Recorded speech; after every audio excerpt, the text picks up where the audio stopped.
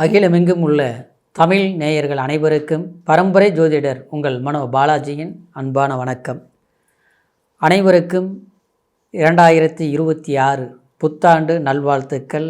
இந்த 2026 எல்லோருடைய வாழ்க்கையிலும் செல்வ செழிப்பு, மன மகிழ்ச்சி, சந்தோஷம் பெருகி சிறப்பான வாழ்க்கை எதிர்காலமாக அமையணும் அப்படிங்கிற ஒரு வாழ்த்துக்களோட இந்த 2026 மீனராசி அன்பர்களுக்கு எப்பேற்பட்ட ஒரு சாதகமான ஒரு அற்புதமான ஒரு முன்னேற்றம் உங்களுடைய வாழ்க்கையில் ஏற்படுத்த போகுது இந்த நவகிரகங்களுடைய பெயர்ச்சிகள். சரிங்களா? இந்த 2026 நமக்கு எவ்வளோ ஒரு நன்மைகள் நடக்க போகுது, எந்த மாதிரி ஒரு சாதகமான ஒரு வாய்ப்புகள் கிடைக்க போகுது அப்படிங்கிற பலன்களை பற்றி சிறப்பாக அற்புதமாக தெளிவாக நம்ம பார்க்க போகிறோமுங்க. சரிங்களா? முதலாக பார்க்குறவங்களா இருந்தீங்கன்னா சப்ஸ்கிரைப் பண்ணி பெல் பட்டன் அழுத்தி ஆல் ஆப்ஷன் கொடுங்க. மீனம் குரு பகவானுடைய நட்பு ராசியான, ஆட்சி ராசியான, அதாவது சிறப்பான யோகம் கொண்ட அதாவது மீனராசி. ஏன்னா குரு பகவான் தான் உங்களுடைய ராசியில் அதிபதியாக இருப்பார். அப்போது குருங்கிறது ரொம்ப யோகம், ரொம்ப ஒரு நல்ல தயாள குணம். அதனால தான் யாரையா பார்த்தா கூட எல்லோரையும் பாவம்னு நினைப்பீங்க. சரிங்களா? நாம் நல்லா வாழ்கிறோமோ இல்லையோ, ஆனால் அடுத்தவங்க நல்லா வாழ வைக்கணுங்கிறதுல கண்ணும் கருத்துமாக இருப்பீங்க. சரிங்களா? ஆனால் அது ஆண் ராசியாக இருந்தாலும் சரி, பெண் ராசியாக இருந்தாலும் சரி, அதே மாதிரி குடும்பத்தை ரொம்ப கட்டி காப்பாற்றக்கூடிய ஒரு திறமையானவங்க இந்த மீனராசி நண்பர்கள். ஆனால் அப்பேற்பட்ட உங்களுக்கு ஜென்மச்சனி நடந்துகிட்ருக்க ஒரு காரணத்தினால சமீப காலமாக ரொம்ப நெருக்கடிகள். அதுக்கு முன்னால் பார்த்தோம்னா உங்களுக்கு விரயச்சனி நடந்துகிட்டு இருந்தது. அந்த விரயச்சனி நடந்துகிட்டு இருந்ததுனால அதாவது பண விரயங்கள் அதிகமாக சந்திச்சிருப்பீங்க. சிலர்லாம் வேலை இல்லைங்க, வேலையே இழந்துட்டேன், வேலைக்கு புதுசாக ஒன்று தேடினாலும் கிடைக்க மாட்டேங்குது, இப்படி ஒரு சூழ்நிலையெல்லாம் சந்திச்சிருப்பீங்க. சிலருக்கு பார்த்தோன்னா உடல் ரீதியில் ஏதாவது ஒரு மருத்துவ செலவுகள் இதெல்லாமே கொடுத்துருக்கோம். சிலருக்கு அது சரி பண்ணினாலும் சரியாக ஆக மாட்டேங்குதுங்க, எவ்வளோ பெரிய நோய் இல்லை, பெரிய பிரச்சனை இல்லை அப்படிங்கன்னு சொல்கிற மாதிரி சில பாதிப்புகள் எல்லாமே மீனராசி நண்பர்கள் அனுபவிச்சிருக்க கொடுப்பீங்க. ஆனால் இந்த 2026 பார்த்தோம்னா சனி பெயர்ச்சி எதுவும் இல்லை. சரிங்களா? ஆனால் உங்களுடைய ராசிக்கு 4ஆம் இடத்துல குரு இருக்கக்கூடிய ஒரு காலகட்டம் தான் அது. மே மாதம் வரைக்கும், அப்படின்னா மே 1 வரைக்குமே குரு 4ஆம் இடத்துல இருக்கும். இது 4ஆம் இடங்கிறது உண்மையிலேயே உங்களுக்கு சிறப்பான இடம் தான்.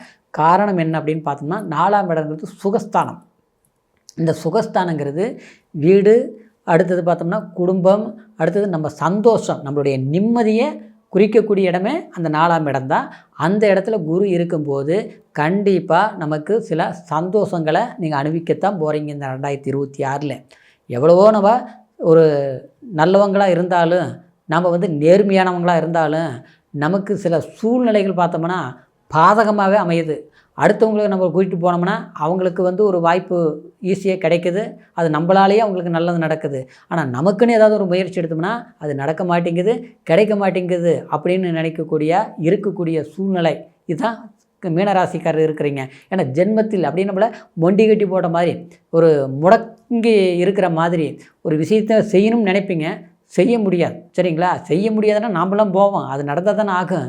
அப்படி ஒரு 10 ரூபா இருந்த ஒரு பொருள் வாங்கலாம், அதை வச்சு நம்ம ஒரு பிஸ்னஸ் பண்ணலாம், இல்லை நமக்கு ஒரு முதலீடு போடுறதுக்கு ஒரு வருமானம், ஒரு கடன் கொடுத்தா கூட பரவாயில்ல, இல்லை லோன் வந்தால் கூட பரவாயில்ல, ஏதாவது ஒன்று அமைஞ்சால் பரவாயில்லன்னு நினைப்பீங்க. இல்லை நம்மளுடைய பணமே வேறு பக்கம் சிக்கியிருக்கும், நாம் அடுத்தவங்களுக்கு கடன் கேட்போம், அதுவும் கூட கிடைக்காது. இதுவும் இந்த மாதிரி ஒரு விஷயத்தை உருவாக்குறதுக்கு 4 விஷயங்கள் நம்மளால் சக்ஸஸ் பண்ண முடியும். ஆனால் அது ஒரு வாய்ப்பு கிடைக்கணும். அந்த ஒரு வாய்ப்பு கிடைக்காத போது நம்ம என்ன பண்ண முடியும்? ஆனால் இந்த மாதிரி கை கேட்டும் வாய் கேட்டல, அதான் நடக்கிற மாதிரி இருக்குது, நடக்கலை, இந்த மாதிரி ஒரு சுச்சுவேஷனில் தான் மீனராசிக்காரர் சிரமத்துக்கு ஆளாக இருக்கக்கூடிய சூழ்நிலைகளெல்லாம் மாறக்கூடிய வாய்ப்புங்க. ஏன்னா ஏப்ரல் மாதம் கழித்து பார்த்தோம்னா குரு பகவான் 5ஆம் இடத்துக்கு போகும்போதெல்லாம் உங்களுக்கு 7.5 சனியை பாதிக்காதுன்னு நான் சொல்லுவேன் நிச்சயமாக. ஏன்னா குருவோட வீடு இல்லைங்களா, உங்கள் ராசிநாதன் 5ஆம் இடத்துக்கு போயிடுறாரு. 5ஆம் இடத்துலேருந்து 9ஆம் பார்வையும் உங்கள் ராசியை பார்க்குறாரு. ஜென்மச்சனி போட்டு அழுத்தி வச்சுருக்குது. எது பண்ணணும்னு நினச்சாலும் அப்படியே பைத்தியம் பிடிக்காத ஓப்பன்னு சொல்லுவாங்க இல்லையா, எல்லாம் கணக்கு போடுறோம், கச்சிதமாக பண்ணுறேன், விடிய யோசிக்கிறேன், ஆனால் காலையில் செய்ய முடிய மாட்டேங்குது. ஏன்னா அடுத்தவங்க வர சொல்கிறாங்க, போனால் அந்த வேலை நடக்கலை. நம்மகிட்டே வேலைக்கு வர்றவங்க நமக்கு ஆப்போசிட்டாக இருக்கிறான், வேலை கொடுக்குறோன்னு சொல்கிறவங்க வேலை கொடுக்க மாட்டேங்கிறாங்க. இப்படி பார்த்தோம்னா நம்ம நல்லதே செஞ்சாலும் கெட்டதுன்னு வரும்போது நம்ம என்ன பண்ண முடியும்? அந்த மாதிரி ஒரு சூழ்நிலை எல்லாமே மாறப்போகும். அப்படி பார்த்துட்டோம்னா இந்த குரு பயிற்சி ஏப்ரலுக்கு மேலே அதுவும் சிறப்பாக இருக்கும். அந்த ஒரு 7 மாத காலமே உங்களுடைய வாழ்க்கையில் நிச்சயமாக எவ்வளவு இன்னல்கள் கஷ்டங்கள் நீங்கள் அனுபவிச்சிட்ருக்கிறீங்களோ அது எல்லாமே டோட்டலாக சேஞ்ச் ஆகிடும். சரிங்களா? அற்புதமாக இருக்கும். அடுத்தது பார்த்தோம்னா 6ஆம் இடத்துல ராகு பயிற்சி கிடையாது இந்த 2026. ஆனால் 12ஆம் இடத்துல ராகு இருக்குது. 12ஆம் இடத்துல ராகுங்கிறதுனால அதாவது கொஞ்சம் பயணங்கள் உங்களுக்கு அலைச்சலாக தான் இருக்கும். அது கொஞ்சம் நாம் பொறுமையாக நிதானமாக ஒரு வண்டி வாகனத்தில் போகிறோம்னு வச்சிங்களேன், பொறுப்பாக போய்க்கணும், பொறுப்பாக வரணும். தூர பிரயாணங்களை தவிர்த்துக்கணும். அதே மாதிரி கொஞ்சம் வெளியூர் வேலை வாய்ப்பு வருதுன்னா அது நீங்கள் ஃபாலோ பண்ணிக்கலாம். குடும்பத்திலேயே இருந்து நம்ம சில விஷயங்கள் செய்கிறத விட கொஞ்சம் வெளியில் வேலை கிடைச்சிருக்குது, இல்லையா நமக்கு ஒரு ட்ரான்ஸ்ஃபர் கிடைக்குது, இல்லையா நம்ம அங்கே போனால் ஒரு வேலையை எடுத்து செய்யலாம் சொந்த வேலையாக இருந்தால் அப்படின்னு நினச்சி சில வாய்ப்புகள் வருதுன்னா நம்ம இடம் மாற்றத்தினால நம்ம பண்ணாமல் இருக்கிறோம்னா அது இனிமேல் இந்த 2026 நீங்கள் மாற்றம் பண்ணுங்கள். அது நல்லா இருக்கும். ஒரு இடம் விட்டு ட்ரான்ஸ்ஃபர் பண்ணுங்கள், அது சாதகமாக இருக்கும். வெளிநாடு வாய்ப்புகள் போகணும்னு நினைக்கிறீங்களா? கண்டிப்பாக போங்க, அதுக்குண்டான வாய்ப்பு வரும். சரிங்களா? கிடைச்சா தான் நான் போயிருப்பேனே, எனக்கு தான் கிடைக்கலையேன்னுலாம் நினைக்கக்கூடாது, கிடைக்கும். இப்படி சில விஷயங்கள் பயணத்தால் நன்மை நடக்கும். ஆனால் அந்த பயணத்தில் கவனமாக இருக்கணும். சரிங்களா? அப்புறம் எது பண்ணாலும் சரி கூட்டாளி தொழில் ஆகாது. பார்ட்னர்ஷிப்னு சொல்கிறோம் இல்லைங்களா? இவங்க ரொம்ப நல்லவங்க, ரொம்ப அவர் எல்லாமே நம்ம இன்வெஸ்ட்மெண்ட் பண்ணாமலேயே நம்ம கொஞ்சம் போட்டால் போதும், எல்லாம் அவர் போட்டுக்கிறாமா, பார்ட்னராக பிஸ்னஸ் பண்ணலாம் அப்படின்னா செய்யாதீங்க, லாஸ் ஆக்கிடும். சரிங்களா? அதனால் நீங்கள் சொந்த திறமையில் நீங்கள் பண்ணுங்கள், நீங்கள் தனி மனிதனாக செய்யுங்க, அது நல்லது நடக்கும், லாபம் இருக்கும். அப்படின்னா தனி மனிதனாக எதுவுமே சாதிக்க முடியாது, ஆனால் அதுக்கு யாரோடைய ஒத்துழைப்பு வேணும். ஆனால் அது கூட்டுங்கிற பேரில் மட்டும் செய்யாதுங்கன்னு சொல்கிறேங்க. சரிங்களா? அடுத்தது உடல் ரீதியிலையும் கொஞ்சம் கவனம் எடுத்துக்கணும். சரியாக சாப்பிடணும். வேலைக்கு கொஞ்சம் சாப்பிட்றது மட்டும் எது சாப்பிடணும் எது சாப்பிடக்கூடாது அப்படிங்கிறதெல்லாம் கொஞ்சம் இதாக இருக்கணும். ஆன்மீகத்தில் கொஞ்சம் கவனம் செலுத்துங்க. கோயில், இறைவன் வழிபாடு, கும்பாபிஷேகத்தில் கலந்துக்கிறது, இதெல்லாம் இது பண்ணுங்கள். சனீஸ்வரர் பகவான் வழிபாடு தவறாமல் சனிக்கிழமையானா நீங்கள் பிரார்த்தனை பண்ணிவிட்டு வாங்க.